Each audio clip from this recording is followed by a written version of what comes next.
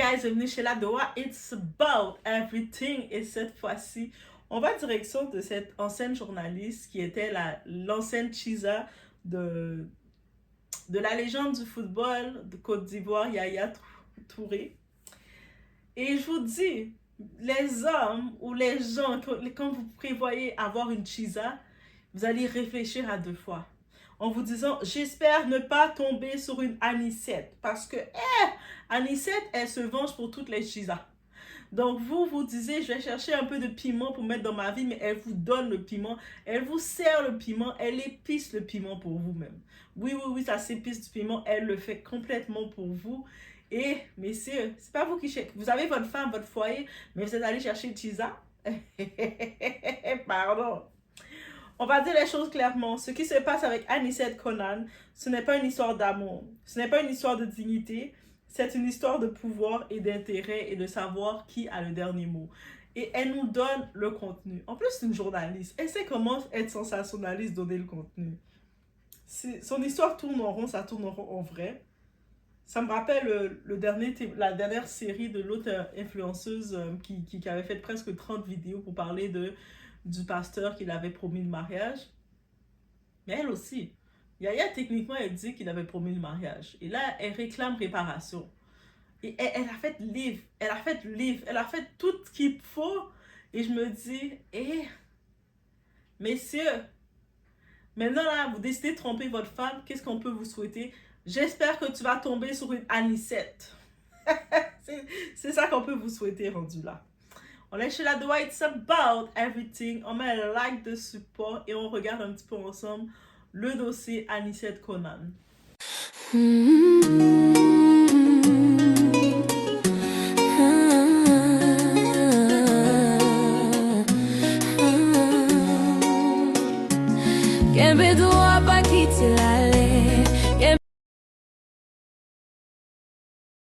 Donc, concernant Anicette, anciennement connue sous le nom de journaliste, elle était connue dans le côté intellectuel parce que quand on regarde le profil Anicette Conan, on voit que c'est un profil d'une femme très intellectuelle qui a été à l'école, qui a fait son nom de côté intellectuel. C'est comme ça que j'ai envie de le dire. On n'avait pas reconnu dans le profil type qu'on peut attribuer ou assigner aux Chiza.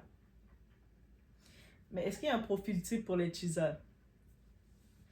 Donc, on a pu, suite à ça, elle-même a exposé la situation qui entre dans une relation avec un homme marié, un homme influent, un homme riche, et aujourd'hui, elle veut qu'on la voie comme une victime. C'est-à-dire que quand elle a décidé de rentrer en relation avec Yaya Touré, elle savait qu'il était marié, il était polygame, et je pense même que dans les promesses de Yaya, il lui avait dit, bébé, tu vas être ma 4e épouse. C'est-à-dire que elle savait qu'il y avait d'autres épouses. Donc, elle, on sait, elle avait mentionné dans la relation, elle était une très bonne femme parce qu'elle ne demandait pas trop. Et madame, qui t'a dit de pas trop en demander? Le gars, tu vois qu'il est bien riche, tu sais qu'il a déjà plein de femmes qui trompent ses femmes. Ah, tu veux pas qu'il investisse en toi, tu veux pas qu'il t'amène, il te fait des cadeaux parce que tu veux tellement montrer que tu es une bonne femme humble et modeste. Moi, je pense que c'est ça qui la dérange. En vrai, dans tout ça, c'est ça qui la dérange. Elle regrette de ne pas avoir investi pendant qu'elle est avec elle. Parce qu'un type d'homme comme ça, quand tu sais que tu vas avec un homme qui est déjà engagé, tu sais que ton rôle c'est la Chiza, tu peux bénéficier de la relation pendant que tu es avec l'homme. Pendant que l'homme, il te regarde encore, tu le titilles là. Tu dégages quelque chose qui veut te faire plaisir, il veut avoir le produit de toi. Donc, c'est un échange que tu fais. Tu t'assures d'en profiter et j'ai besoin de la nouvelle sacoche et donne-moi tel argent, j'aimerais ça. Et puis tu t'en profites, tu prends l'argent, tu le transfères, tu t'achètes une parcelle. Et t'en profites, j'aimerais ça que tu investisses dans mon entreprise, j'aimerais ça lancer une entreprise. Pendant qu'il est encore, il te regarde, c'est ça que tu fais. Tu vas pas pour aller, le gars te fait des fausses promesses, bébé, on va se marier, bébé, on va si... Alors que tu es en cachette. Il t'a jamais affiché publiquement. Il n'y a jamais de photos d'ambigu qui est sortie. Peut-être vous avez des photos ambiguës entre vous, mais lui n'a jamais affiché de photos ambiguës entre vous. Ça se fait. Donc, c'est elle qui a annoncé qu'ils sont mariés. Elle a annoncé, elle a annoncé qu'ils sont en relation. Elle a tellement annoncé qu'ils sont en relation, que lors de leur relation intime, charnelle, elle est tombée enceinte, mais lui, qu'est-ce qu'il lui dit? Je ne veux pas d'enfant avec toi. Et puis, il a dit, va faire retirer ça. Écoute, elle est née en 89, ok? C'est une femme. Donc, tu es née en 89, tu tombes enceinte et tu décides de retirer la grossesse de l'enfant. De retirer l'enfant. Personne ne te force. Et elle voulait monnayer, le retrait de son enfant, elle voulait monnayer de l'argent, qu'il paye ou pas. C'est-à-dire qu'elle a décidé de prendre la décision, c'est-à-dire que, et puis elle essaie de dire, ah ben c'est lui qui m'a forcé. Il t'a forcé comment? Il t'a dit, moi je ne veux pas d'enfant avec toi. Je veux pas d'enfant de toi. Elle est allée dans sa clinique, elle allait faire ce qu'elle devait faire. Ils ont retiré ça, ils ont fait son curetage. Nettoyé. Suite à ça, elle l'a appelé. C'est fait. Ok. Mais envoie-moi l'argent maintenant du curetage. Mais quel genre de femme inhumaine et bossale que tu peux être? I'm just saying it like that. C'était ton choix personnel de te mettre en couple avec un homme qui est déjà engagé, marié, de croire cet homme-là qui te met, peu importe que tu étais en train de manger sa banane, et puis pendant que tu mangeais sa banane, il disait tout ce que tu voulais entendre. Oui, oui, oui, oui, oui, oui, oui, bébé, on se marie et let's go. Mais par contre, tu tombes enceinte de lui, le gars, il dit clairement, il ne veut pas d'enfant avec toi, mais c'est quoi ton 1 plus 1? Si tu n'es pas capable à ce moment-là de ta vie de faire 1 plus 1, mais c'est quand tu vas faire le 1 plus 1? Parce que là, il faut un moment, une question de un minimum de discernement. Et là, elle veut qu'on ait la sympathie pour elle. On ne peut pas défendre toutes les femmes. Moi, c'est clair, je voudrais défendre toutes les femmes, mais je ne peux pas défendre toutes les femmes. À un moment, il faut arrêter. Parce que ce discours, on le connaît. Il m'a promis, il allait m'épouser, il m'a manipulé. Mais la vraie question, à quel moment on enlève la responsabilité individuelle? Donc, tu avais ta responsabilité. Il y a beaucoup de femmes qui étaient avec un homme, qui les avait promis une belle relation. Parce que quand tu rencontres un homme, il va te promettre une belle relation. Il va te dire quoi? Je vais changer ta vie, bébé. Bébé, fais-moi confiance, je vais changer ta vie. Tu vas être bien avec moi. Choisis-moi, laisse-moi entrer dans ta vie, tu vas voir la beauté. Et puis quand tu finis par le choisir, tu vois l'enfer. Tu découvres que c'était lui le neveu du démon. Mais bref, et qu'est-ce que tu te rends compte? C'était de la fausse publicité, ça s'appelle. Mais c'est ça qui est ça. Donc là, et en plus, elle a décidé de monétiser tout ça. Donc, tu savais qu'il était marié, qu'il avait un statut, qu'il avait un pouvoir, et malgré ça, tu as accepté d'entrer dans cette relation.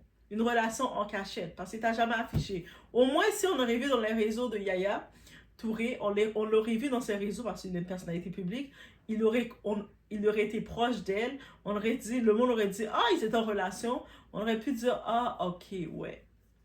Mais c'est elle qui nous a annoncé qu'ils étaient en relation. Lui nous a jamais encore rien annoncé. Lui, il est comme ça. Je ne sais pas de quoi qu'il parle. Jusqu'à maintenant. Maintenant, décider de transformer cette histoire en combat public, ce n'est plus de la dignité, c'est une stratégie. Parce que c'est au début, elle nous annonce sa relation avec Yaya Touré. Ah, on a étonné, on est sur le choc. Elle a même fait un livre pour nous parler de sa relation. Je ne sais pas, dans son livre, quand tu lis un livre, c'est pour recevoir des conseils, c'est pour comprendre une histoire, c'est pour comprendre un plan, comprendre ce qui s'est passé. Elle a fait le livre. J'imagine que dans sa communauté, le monde n'a pas commandé le livre pour le lire, le monde n'avait pas envie de lire. Donc, suite à ça, elle est revenue encore nous parler de cette histoire pour nous faire comprendre. Ok, girl, t'es dans ton goût, mais une peine d'amour, une séparation, ça doit faire chaud. Et là, maintenant, elle nous revient, on pense que c'est terminé, elle nous revient encore cette fois-ci, parce qu'elle avait dit qu'elle voulait aller en Europe pour faire une plainte contre Yaya Touré pour lui réclamer de l'argent. J'ai fait, ah bon? Ça veut dire que tu vas prendre un rendez-vous avec un avocat. L'avocat va te prendre ton argent. Tu arrives dans un avocat, je veux vous rencontrer, il va te charger 300 $ de l'heure facilement. Ton 300 $ de l'heure, il va t'écouter parler, il va faire... Et puis ensuite, il va dire qu'est-ce qu'on fait. Il va te dire carrément qu'est-ce que tu veux faire. Ah ben, je vais faire une plainte contre lui. Il va t'écrire une lettre, il va l'envoyer à l'avocat de l'autre. Eux autres vont recevoir la lettre, ils vont dire, mais c'est elle qui dénigre mon nom. C'est elle sur les réseaux qui a fait un livre pour exposer une relation consensuelle. Donc, chacun on a donné notre accord. Vous êtes deux adultes consentants, vous avez donné votre accord comme deux adultes d'être ensemble. À quel point tu veux forcer le mariage? Peut-être qu'au début, la personne voulait te marier, mais après, il a vu ton comportement, il ne voulait plus te marier. Peut-être au début, il voulait vraiment que tu sois une de ses femmes, il t'a trouvé très intelligente, très jolie, il a dit pourquoi pas. Mais quand il a vu que tu étais capable d'aller exposer comme ça les choses sur les réseaux, il a fait « Si je la marie, ça va être compliqué. » Il a dit « Eux autres là, j'ai remarqué une chose, il y a cette catégorie d'hommes polygames surtout, ils aiment ça voir des femmes très discrètes qui sont anti-réseau. Déjà que leur religion, ils ne sont pas sur les réseaux. Donc, on le voit, la première femme de Gim, on n'entend pas. C'est sûr qu'il a l'autre femme d'Emdem qui est plus, son assistante qui travaille sur les réseaux. Mais de base, ils ont toujours leur femme cachée qu'on n'entend pas. Jaju, on sait qu'il a des enfants, on sait qu'il est marié. Sa femme, même ça, ah oui, des fois on entend de loin sa femme, on sait qu'elle existe. Mais on ne le voit pas, on la voit pas. Ils aiment ça, quand leurs femmes sont cachées. Même Taïsi là, le chanteur Taïsi, autant qu'il est extravagant qu'il est, on sait que sa femme vient d'accoucher de son deuxième enfant, son deuxième garçon. On voit qu'il affiche ses enfants, il est content. Jamais on affiche sa femme, on n'entend même pas sa voix. On n'entend même pas ça. Donc, voyez-vous? Donc, un homme là, souvent, ils ont vu comment Jada Pinkett humilie Will Smith. Donc, il y a la plupart de ces hommes-là, quand ils sont populaires comme ça, ils aiment que leur femme est discrète. Parce qu'ils savent que c'est leur recette de succès. Aussi simple. Plus leur femme est discrète, plus ils ont du succès. Demandez à Denzel Washington. Sa femme, ça va faire 30 ans qu'il est marié avec elle ou plus. Quand on la voit sur le tapis rouge, on le voit à côté de lui, on sait que c'est sa femme. La femme d'LL Cool J, le rappeur old school qu'on connaît depuis longtemps, il est marié avec sa même femme depuis une trentaine d'années aussi. On sait qu'ils ont environ 6-7 enfants ensemble. Et voilà. Et là maintenant, elle réclame 700 millions ou rien. Quand j'ai 700 millions, j'étais comme choquée, mais c'est 700 millions francs CFA qu'elle réclame. C'est quand même beaucoup, 700 millions francs CFA. Là, on n'est plus dans l'émotion, on est dans la négociation, on est dans la monétisation d'une relation privée. Et c'est ça qui choque, pas l'histoire, mais la transformation de cette histoire en business. Déjà, sortir un livre, multiplier les révélations, relancer encore et encore sur les réseaux, ce n'est pas se défendre, c'est entretenir. Et pendant ce temps, on essaie encore de faire passer ça pour une injustice. Mais soyons honnêtes, est-ce qu'on peut parler de manipulation quand on est adulte, expérimenté, consciente? Est-ce qu'on peut parler de piège quand on entre volontairement dans une relation avec un homme déjà engagé? Donc, c'est une adulte. Anicette est une femme adulte. OK? En 89, ça donne environ 37 environ. Donc, c'est une femme adulte. OK? C'est une madame adulte. C'est une madame adulte professionnelle qui avait une carrière. Elle a tellement fait des tintins concernant son rôle de Tisa qu'elle a perdu sa job, elle a perdu sa crédibilité parce qu'elle était journaliste qui reçoit du monde. Mais quand tu finis de faire ces choses que tu affichées salement comme ça, elle a oublié son rôle. Elle a oublié si elle était journaliste de métier ou si elle était blogueuse, people. Tu mettais une blogueuse à la Doha qui parle un petit peu de tous les contenus. Je ne suis pas journaliste de profession. Donc, j'ai le droit de mettre mes émotions des fois. J'ai le droit de péter mes petites coches des fois. Je ne suis pas dans le titre de journaliste. Mais elle, Anicette, elle se présentait dans le titre de journaliste. C'est la différence, vous comprenez?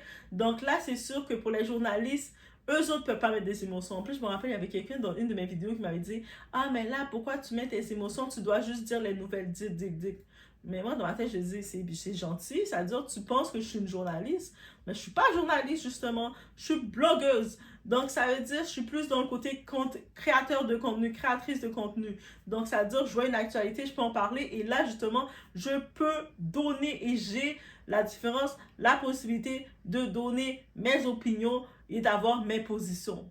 Comme c'est pas une information que je vous partage, que je vous partage. Je vais regarder le travail des journalistes et puis eux autres, les journalistes, quand ils ont signé leur article, et là, avec leur article, moi, je peux avoir mon opinion. J'ai mon opinion. Donc, le journaliste, lui, doit être neutre quand il va chercher l'information. Il doit être très objectif. Il dépose l'information comme des Anicette. Et moi, comme créatrice de contenu, comme youtubeuse, comme blogueuse, je prends l'information et j'ajoute et je regarde qu'est-ce que j'en pense, qu'est-ce que j'ai compris. Ah, il y a ça, vous en pensez quoi, vous? C'est ça que je peux faire, moi. Mais elle a perdu sa crédibilité de journaliste. Elle a même perdu son boulot à force de forcer le tout. J'imagine qu'elle réclamait au début de l'argent de Yaya Touré pour la fin de grossesse, mais c'est facile pour Yaya Touré de confirmer, mais il t'a pas forcé en rien à faire un retrait de grossesse. Il a dit qu'il veut pas d'enfant avec toi. Il a le droit. Donc, toutes les hommes qui veulent pas fonder une famille avec une femme, ils sont imposés de quoi? Il a dit qu'il ne veut pas d'enfant avec toi. Tu es allé tout seul à la clinique. C'est-à-dire que ce type-là, que tu disais qu'il voulait te marier, même pour aller dans une expérience aussi dramatique que ça, d'aller faire un curtage, d'aller retirer cet enfant, il ne t'a même pas accompagné. Il t'a pas pris la main pour t'accompagner. Il était allé, je ne sais pas avec qui, et t'a fait ça avec je ne sais trop qui. Il n'a même pas calculé de savoir est-ce que tu vas être en vie, parce que ça reste quand même un point de vue médical. Il y en a des fois qui perdent la vie. Donc lui, ils sont collissés. En gros, Québécois, ils sont collissés complètement de toi. Il était juste, je veux pas d'enfant avec toi. Et là, c'est important de comprendre la différence parce qu'on a tellement propulsé, on a tellement mis en avant le rôle de Chiza, d'être la maîtresse, d'être l'autre femme en disant qu'on l'a glorifié, on l'a rendu très, qui a l'air théâtre, qui a l'air tellement magique. Mais c'est pas beau. Dans le dernier rôle, c'est pas toutes les femmes qui peuvent être une Chiza. Ça implique émotionnellement d'être déconnecté, de ne pas aller dans les émotions ou d'aller dans le côté de se mettre en tête que tu vas devenir la femme, tu vas devenir la titulaire. Oui, on a des cas de Chiza qui étaient la Chiza pendant des années. Après un certain nombre d'années, elles finissent par devenir officiellement la titulaire. L'homme finit par les marier. Mais c'est des cas rares. C'est pas parce que vous allez voir, par exemple, Cindy Lecoeur, après 20 ans de relation avec son gars, il finit par la marier, que c'est le cas pour toutes les Chiza, là. Il faut arrêter. Olivia Pope, là, dans la série, elle vous a trop fait croire que c'était powerful. Donc, il faut arrêter de croire ça. Un homme, et en plus de, mesdames, l'autre culture qu'elle a faite qui m'a arrêté, déjà à Nicette, là, sur le coup, elle voulait se vanter, mais quand j'étais en relation avec lui, moi, je n'étais pas comme les autres filles, je demandais rien, il ne faisait pas de cadeaux. Tu ne demandais rien et lui ne te faisait pas de cadeaux, ou pendant que tu ne demandais rien, mais lui n'avait pas envie de te faire de cadeaux. Il n'avait pas envie d'investir en toi. Ils sont collissés de toi.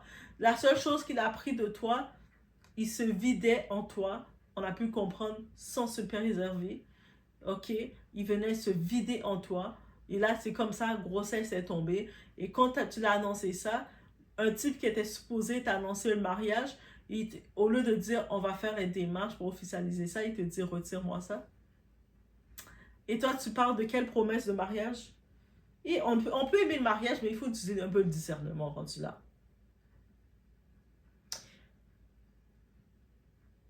Est-ce qu'on peut parler de manipulation quand on est un adulte expérimenté et consciente? Est-ce qu'on peut parler de piège quand on est entré volontairement dans une relation avec un homme déjà engagé? À un moment, il faut dire les mots. Mauvais choix, mauvais calcul, mauvaise issue. Et maintenant, on réclame de l'argent pour réparer une décision personnelle. Parce que si on suit cette logique, chaque relation ratée devient une dette. Et ça, c'est dangereux. Le plus inquiétant dans cette histoire, ce n'est pas elle, c'est un message envoyé. Qu'aujourd'hui, une relation peut devenir un levier financier, une rupture peut devenir une opportunité médiatique et la responsabilité peut être complètement effacée. On peut dénoncer des abus, mais on ne peut pas réécrire l'histoire après le coup, ni transformer un choix en injustice, ni utiliser l'émotion pour justifier une demande d'argent. Et ça, il faut que les gens le comprennent. Parce que sinon, demain, ce ne serait plus des histoires de cœur, ce sera des contrats déguisés. Tout le monde veut être une victime jusqu'au moment où il faut assumer ses choix. Et ça, c'est un problème. C'est réellement un problème. Donc, elle est rentrée dans sa relation avec son type adulte. C'est pas comme si elle va dire, oh, mais j'étais... Non, elle est rentrée conséquente, elle savait qu'elle était avec lui, elle savait sa situation, elle avait quand même l'espoir d'avoir une place dans sa vie. Finalement, il n'y a pas eu de place. Peu importe qu'elle a voulu jouer la bonne fille, montrer qu'elle était humble, elle n'était pas comme les autres. Il n'a pas voulu te marier plus. Donc, mesdames, quand un homme, il dit s'intéresser à vous, ne vous gênez pas de le faire dépenser pour vous, là. Commencez pas à faire la anisette. Non, mais moi, j'ai pas rien besoin, je suis humble. Non, mais non, t'as pas trop besoin de dépenser pour moi parce que moi... Non, faites-le dépenser. Spend your money. Au moins, même si la relation avec le gars finit, vous allez avoir comme satisfaction, hey, j'ai bien fait de dépenser. Ah, j'ai une chance que je l'ai fait me... J'ai pu investir l'argent. Mon temps, c'est sûr, je peux pas le revoir. Bon, moi, j'ai fait un petit investissement. Mais quand vous êtes là à vouloir jouer la trop bonne fille, que vous demandez pas, que vous êtes mature, que vous êtes... Il va vous trouver encore pire, vous dites. Donc, voilà. Encore, c'est le dossier de notre Anicette. C'est tellement dommage pour elle parce que, tu sais, dans tout ça, c'est son image professionnelle qu'elle vient détruire pour rien. Tu sais? Bref, laissez-moi savoir qu'est-ce que vous en pensez de sa demande de réclamer 700 millions de francs CFA.